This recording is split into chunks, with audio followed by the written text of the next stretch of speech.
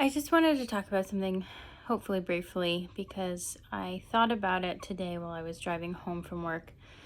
And it's something that I've been thinking about for a long time, but didn't really know how to put into words until now. Right now, there's a lot of conversation centered around negative connotations around work in our society, and some legitimate, some I think are not. Some of the legitimate arguments being we are very consumer driven. We are we put a lot of emphasis on productivity because of that consumerism, because it has shown to lead to a result, because we do buy into it as a society. Very little emphasis on whole person care in the workplace, whether that be for mental wellness, giving moms and dads appropriate breaks for having children, very little vacation time for spending with family or for just overall better well-being. I think those are all very legitimate things.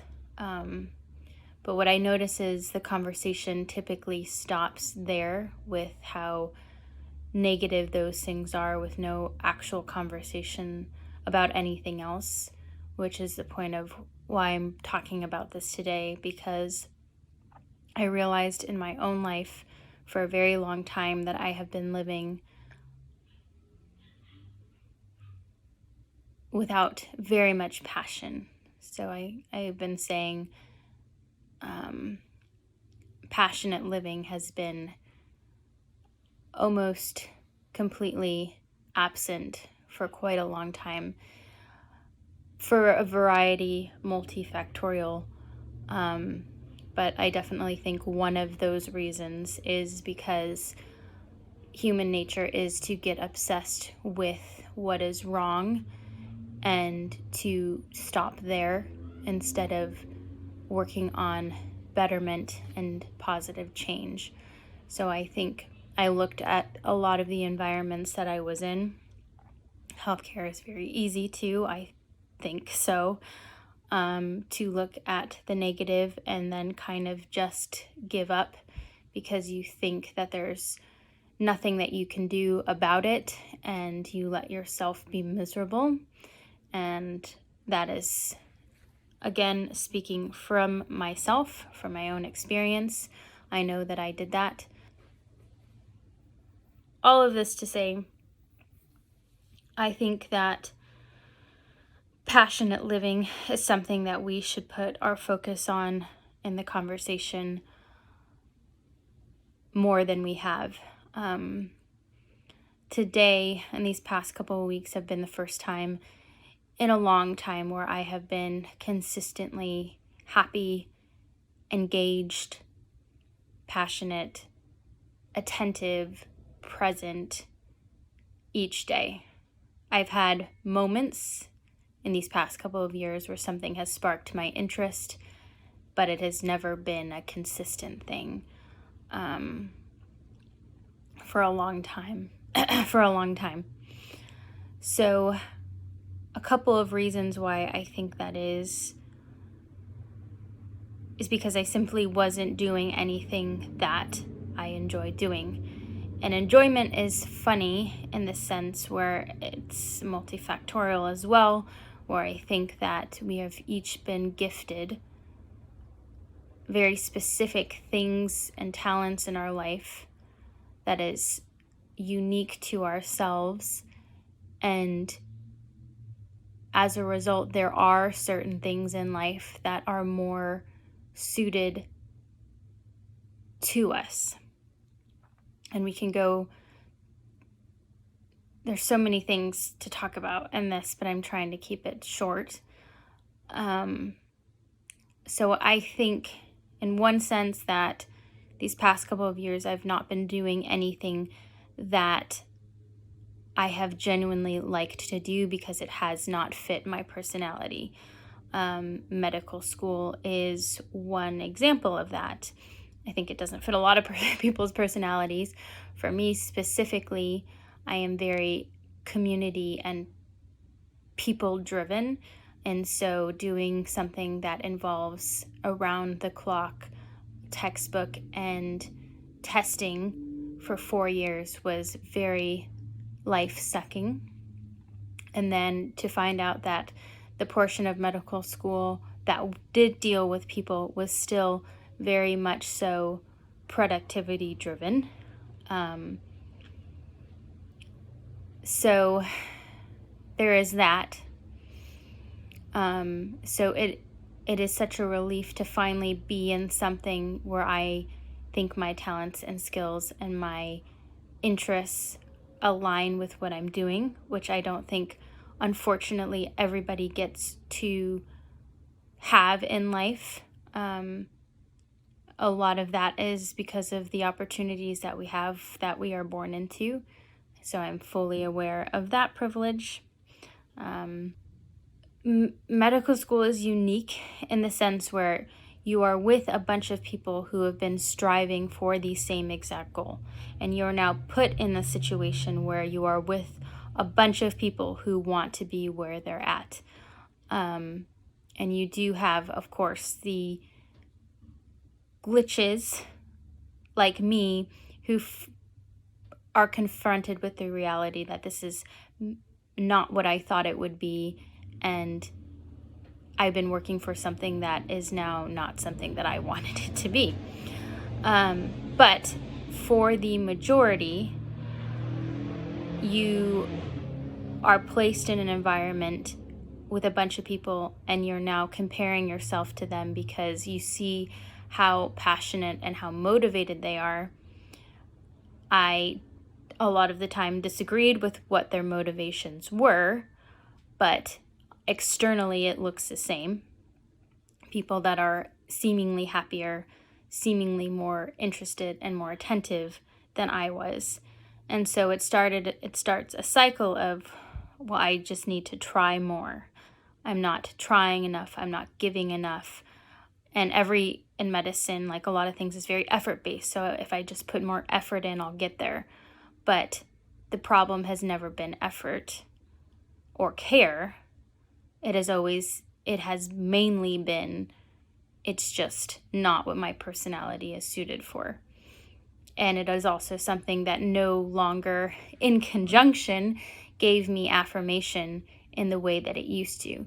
I used to be more validated by grades. I used to be more validated by productivity. And now that I am getting older and have seen more of the world and see more what matters to me, it clashed at that same time, and I couldn't care about it the same anymore. It's a lot of words, so I guess it is longer than I thought. But, so another point is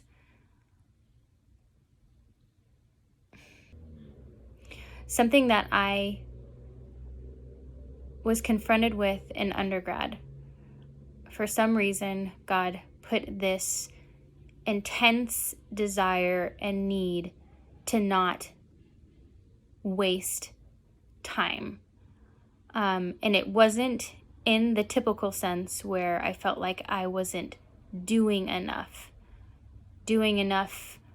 tasks or doing enough to reach my goal. It was solely I wasn't doing enough to be present, to be fully engaged, to be passionate. And I almost developed this obsession with being so upset with myself because I didn't find every single moment and everything I did as exciting or a privilege or grateful. And for whatever reason, God, in that point in my life, made me consumed with wanting more for myself and how I viewed the world. And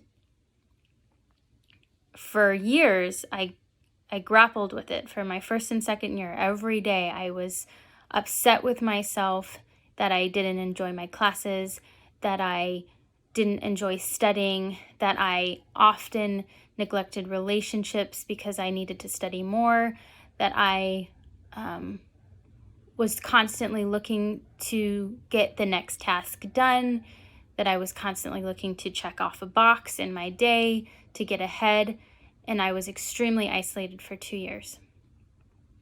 And something that I will never forget, hopefully, is after those 2 years in my junior and senior year, something switched where I was doing and living the exact same, in the sense where I was studying every single day in the same classes, except harder, doing the same extracurriculars, but I was so completely content and so grateful for every single day and everything that I was put in.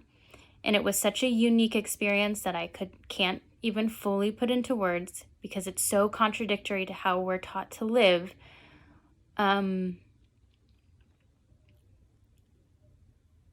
So going back to medical school, all of those other things that I explained that were happening at the time, and then also now having guilt that I was living so far away from that person that I was in undergrad. And again, another cycle. So it clashed in medical school, and I have videos on this, into just extreme anxiety and depression and panic attacks. And even into this first year of residency, just discontent, self-comparisons. And now, like, even talking about it out loud, it's like, of course, like, that is going to happen with all of those thoughts colliding. So here's my point. I think what my point is in all of this. First, living passionately should be the conversation of focus, more so than the conversation of we are stuck in a world that is flawed and there's seemingly nothing to do about it. I'm not saying people do that, but just in what I've seen in conversations, how it stops at the negativity of what this world is and how it is currently going, because there's no conversation beyond that. It makes it feel as if there is nothing we can do and we are helpless. That, and combined to what happened in my life, where I bought into there is nothing that we can do about it, and the depression and anxiety that came from that, I am now saying the conversation should be switched on positive change instead. Second, living passionately should be something that we strive to do, and that, I think, takes a lot of self-reflection into who you are, who you want to be, what makes you tick, what are the skills that God has given you. And I think in order to do that, you have to be present. You have to also be content in your life, because if you're not content, you are not going to have an accurate perspective or perception of yourself or the world around you. And it takes work to do so. And I think it is work that a lot of people are not willing to do for whatever reasons. Maybe they can't because of the situation they're in. But if possible, I think it should be something that we encourage as much as possible. Because logically, if you know yourself better and you find the thing that most aligns with who you want to be and what skills you have, you are going to end up in something that you actually enjoy doing with your life. And I see a lot of people now stumbling through life, not having something that they look forward to every day, going through the motions, being on our phones, being so disconnected from reality that it's really disheartening to see, because I know that there are people within that have the resources and the means to have a life that is lived passionately and in something that they want to do, and they're not doing it. So the next thing is people who cannot live passionately in the thing that aligns with their passions. Because I think we need to differentiate the two kinds of people.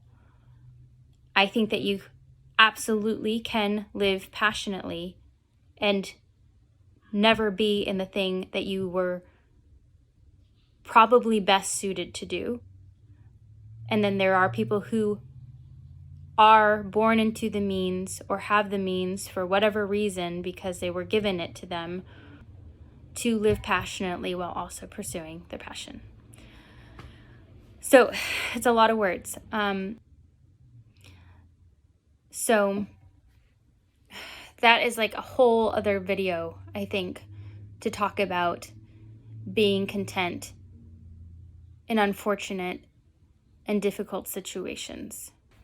But I think it is important to talk about, and I will, now that I've gone way longer than I wanted to in this video, talk about in another time. But yeah, those are the main things I wanted to sort out and remember.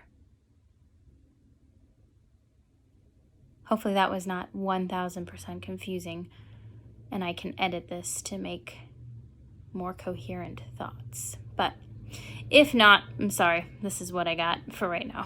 Okay, bye.